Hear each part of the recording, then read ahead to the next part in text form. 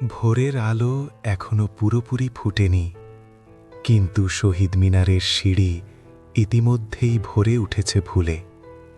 খালি পায়ে মানুষ হেঁটে আসছে, শ্রদ্ধা জানাতে, মনে রাখতে, ভুলে না যেতে। এই গান শুধু গান নয়, এটি ইতিহাস, এটি রক্তের স্মৃতি। 1947 সাল ভারত ভাগ হল, বাংলাও ভাগ হল। পূর্ব বাংলা চলে গেল পাকিস্তানের অধীনে, পশ্চিম বাংলা রইল ইন্ডিয়ার অংশ হিসেবে। কিন্তু ভাষা ভাষা কি ভাগ হয়েছিল? না।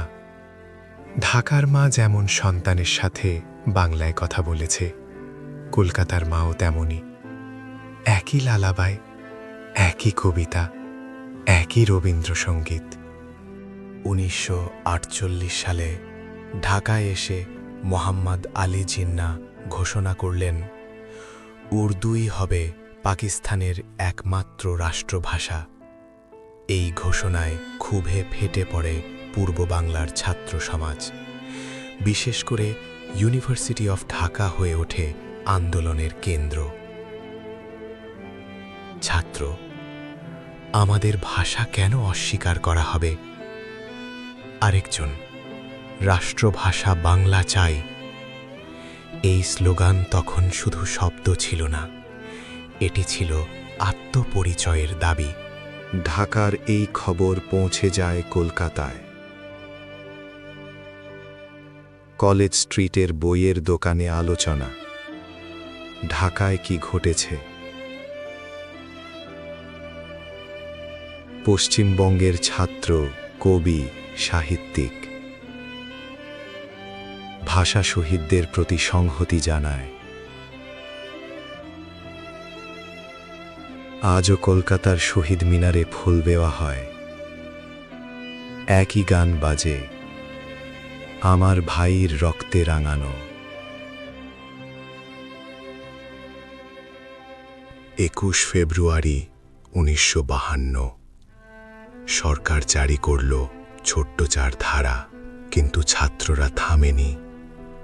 ঢাকা মেডিকেল কলেজের সামনে জমায়েত। তারপর হঠাৎ গুলির শব্দ।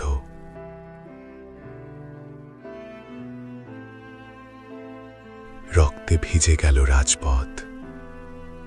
শহীদ হলেন সালাম, বরকত, রফিক, জব্বার। তাদের রক্তেই লেখা হলো বাংলা আমাদের অধিকার। প্রতি বছর 21শে ফেব্রুয়ারি 2 বাংলার সীমান্তেও আয়োজন হয় অনুষ্ঠান। একদিকে পেট্রাপোল, অন্যদিকে বেনাপোল। কাঁটাতারের 2 পাশে দাঁড়িয়ে মানুষ, কিন্তু কণ্ঠ এক। কাঁটাতার মাটি ভাগ করেছে, কিন্তু বাংলা ভাষা ভাগ করতে পারেনি। 1999 সালে ইউনেস্কো ঘোষণা করে 21শে ফেব্রুয়ারি আন্তর্জাতিক মাতৃভাষা দিবস।